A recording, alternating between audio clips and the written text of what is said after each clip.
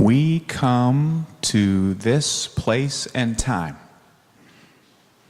to rediscover the wondrous gift of free religious community. We come to this place and time to renew our faith in the holiness, goodness, and beauty of life. We come to gain strength and humility with the goal of doing our part with others, of helping to make the world a better place. We come to this place and time together to create an empowerment zone of love. Welcome to our celebration of life. This reflection is called A Conversation with Chloe Teti. On Sunday, January 28, 2018, USG participated in the Promise and the Practice, a worship service recommended by the UUA. The story for all ages was Mending the Broken Chalice. Connie Simon asked for help to repair a broken bowl, and Chloe, who was 7-year-old at the time, said, "Kindness." If any of you were in the sanctuary at that time, you'll remember that. You can use kindness to cheer someone up. I know we don't have a story for all ages today, but all the people in the pews today who identify as kids, please raise your hands. I know some of you may be kids, but you think you're adults. And some adults think we are kids. How many of you are less than 7 years old? Raise your hands, please. More than 7. Quite a few. So when this happens, do you all know Chloe Teti? Yes. Okay. Yes. She has a sister, and her name is Devessa. So that's Chloe and Devessa, your friends. They're not here today. I was not in the pews that day because I was in a CSD class. But when I watched the service online the following week, I was very intrigued by how quickly and wisely the child responded. And every time I saw Chloe after that, I wanted to ask her why she said what she said. But there was neither the time nor the opportunity. Until Sunday, August 19th. By now, Chloe is 8 years old, and 7 months have passed. So I go up to Chloe after coffee hour, and she's twirling around, waving her hands in the air. I sat down in one of those kiddie chairs and asked her if she remembered talking about kindness during service. She lifted a leg in the air, nodded, and said, "Yes." I was actually quite surprised. I thought I would have to remind her, but she remembered it. She said, "Yes, my sister was having a rough morning, and she didn't want to eat her breakfast. When she walked away from the table, my dad thought she was going to play on the tablet, so he scolded her. She got very upset and ran away. I explained to my dad, I said, 'Dad, she was not doing anything weird. She was just going to the tablet. She was just walking away from the food. She was not going to the tablet.' Then I went to my sister and said, 'Dad was not being mean. He just wanted you to eat breakfast.' She was having a rough morning, and I thought of what I could do to make her feel better. So I decided I was going to be kind to her all day. And I was thinking about that, because how can I do that when we are in 2 different classes? That's what I was thinking about. I don't know what made me say that, but that's what I had been thinking about all morning. I reminded her about Connie's broken bowl, and Chloe said, "Oh yeah," and she did another pirouette.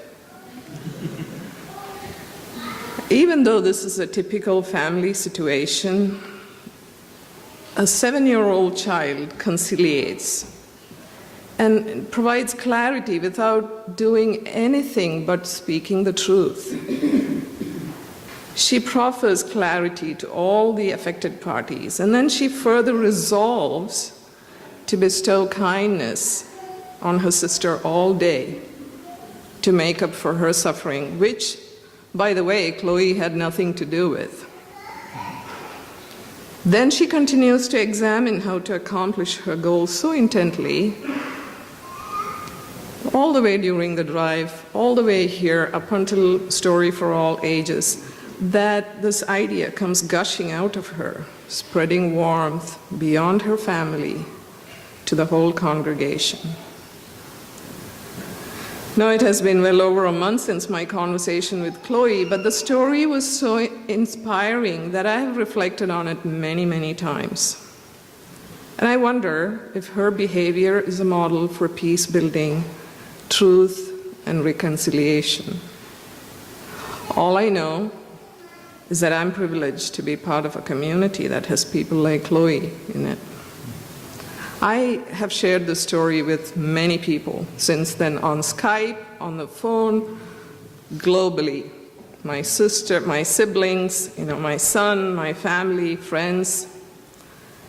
But before I wrote this reflection, I took her parents' permission. I took Chloe's permission too. They all said yes.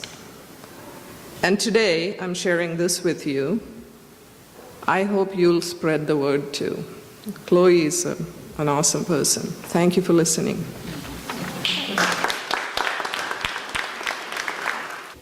Being on the spiritual theme of the month of Sanctuary, I want to tell you about absolutely one of the most impressive sanctuary leaders ever to preach in this pulpit, the Reverend André Trocmé of Chambon, France.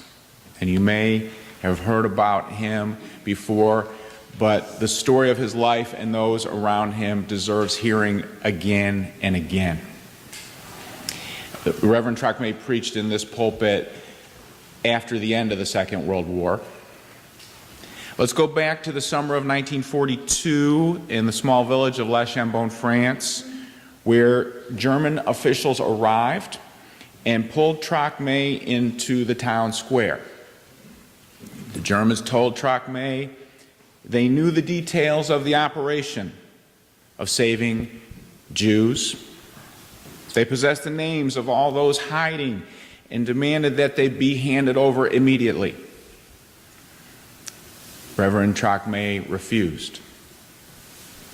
The Germans left without ransacking the village. Immediately, Trocmé utilized two of his main resources, the organization of the Boy Scouts and the Bible study groups, to get the word out to the entire village that Jewish people were not safe that night. All refugees were to hide in the forest until further notice. By the end of 1942, many throughout Europe knew Chambon was one of the safest places to send Jewish refugees for food, shelter, and a safe passageway to free countries. Chambon grew in effectiveness, eventually saving the lives of thousands of people, plural, thousands of people. During the time of the operations, Friends on the Outside grew, and in effectiveness, in one technique that was used on occasion was Trocmé's phone would ring. An unidentified caller said 2 or 3 words indicating when the village would be raided. And in response, the well-organized community quickly informed everyone involved, hide the refugees now. Eventually, Trocmé coordinated with top Quaker officials, which internationally dedicated Chambon as a primary refuge for children. They were trying to get out. In the cold, snowy evening of February of 1943, the Vichy police, who were under the command of the German troops and the Gestapo, showed up, knocked on the door of the parish. Reverend Trocmé was out in the surrounding countryside visiting parishioners, and his wife Magda answered the door, and she knew very quickly that these officers represented danger and possibly death for herself, her children, her husband, the entire village, citizens and refugees alike. And she invited them in, helped them next to the fire, served them dinner as they all waited for André to come back from his pastoral visits. By the end of the evening, the two primary leaders of the La Chambon sanctuary, André and his associate pastor Edouard Thies, were hauled away to an internment camp. In the camp a month later, the Vichy police told Trocmé and Thies they could be released from the camp and allowed to return to their village if they signed certain documents. The papers, which had already been prepared, were presented, and they stated that Trocmé and Thies would follow all orders of the French Vichy government. Pastors read the documents, talked for a moment, and declared that those statements would be violations of their conscience. They refused to sign. They clarified that they would not follow the orders of the French government precisely because it was sending Jewish people to the Germans and hence to their death. They said in their biographies, walking back to the barracks after that declaration, they felt that it was very possible that they had just essentially committed suicide. And then what happened next is a very enigmatic incident in World War II history. Orders came from high up in the Vichy government to set them free. Trocmé and Thies can go back. The order came down. It was getting near to the war. There are some interesting theories. The French were maybe starting to repivot towards America. Trocmé and Thies went back to the village and re-engaged immediately within hours in sanctuary operations. So there are many miraculous aspects, and I know a number of you have read about this. This always chokes me up because I know Dave Bonanno was actually kind of expert in this history. He loved this history. Dave's not with us anymore. But we know, many of us know, many of the national churches of Europe, including Catholic and Protestants, made few efforts to stop the Holocaust, and in some incidences, churches complied and assisted.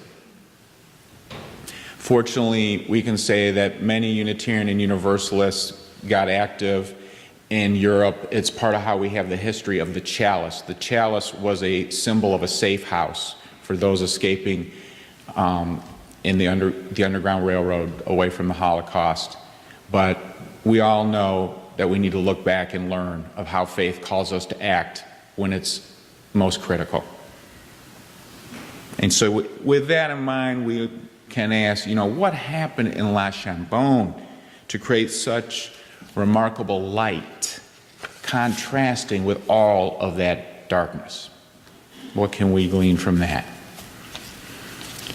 Well, I think it's good to dial into our present situation here in Philadelphia, in America, as a start to that, because we also know that there are lights of love and courage glowing in Philadelphia today in efforts of sanctuary. Last month, our sister congregation, the First United Methodist Church of Germantown, publicly declared themselves as a sanctuary again. just as Fumcog did in the 80s. This part of the new sanctuary effort is specifically brought in 2 families, one Honduran and one Jamaican, and it's an effort amongst a coalition of folks to stop the deportation of 2 specific families. And a number of us, I see Sandy's here, a number of us have been involved in this. Yvonne Marlier has been a leader for us. I've been involved in it.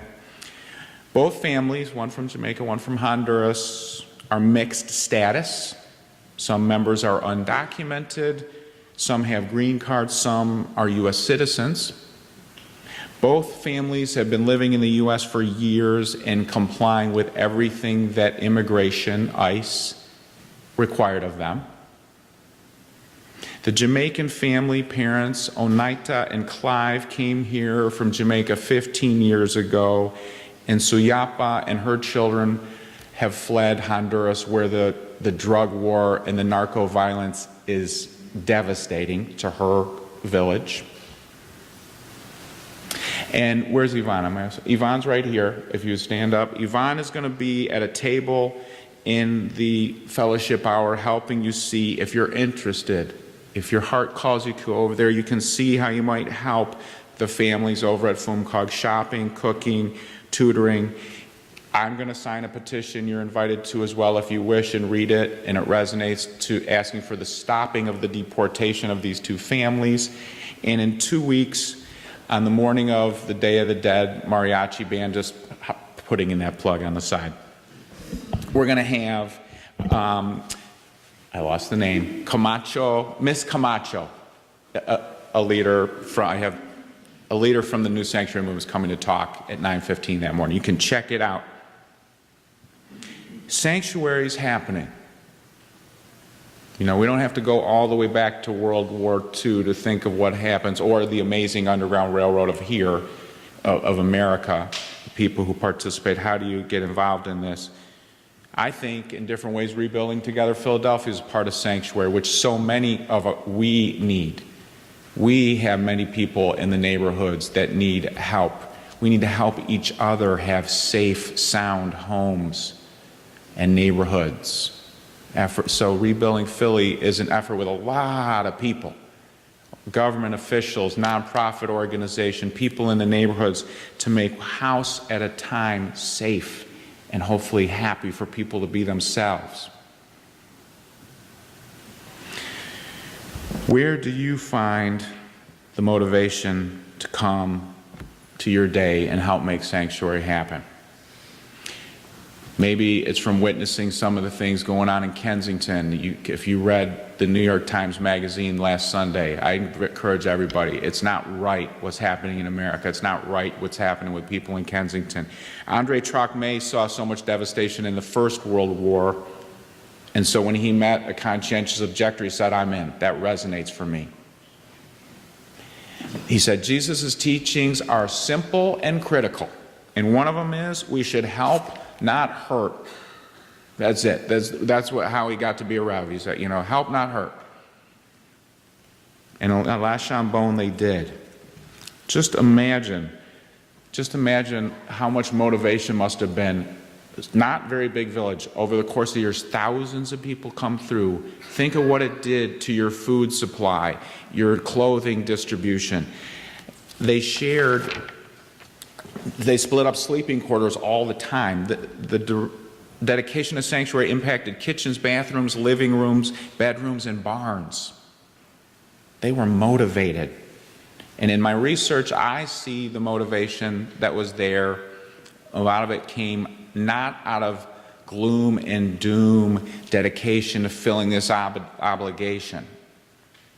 But there was an on-fire agape going on. In other words, there was almost an ecstatic love that, if you read about this community of La Chambon, whether they were doing their Bible study group or out giving a pastoral call to someone suffering from alcoholism, they were excited and enjoying being a part of helping and breaking down social barriers. And I believe that if we're honest and look around, even though there's so many hard things in the news and tough stuff going on in our communities and our nation, we have a lot of those same motivations and experiences motivated to create sanctuary happening all the time. We can get skewed towards looking towards the negative, but think about, meditate on that positive that you feel and see in your life. Right here, we have the sanctuary of contagious caring where people like Chloe Raven, Parvathy comes up and Chloe, dances around in her pirouette in the fellowship hall 8 months later, saying how kindness can help mend situations when people feel broken down.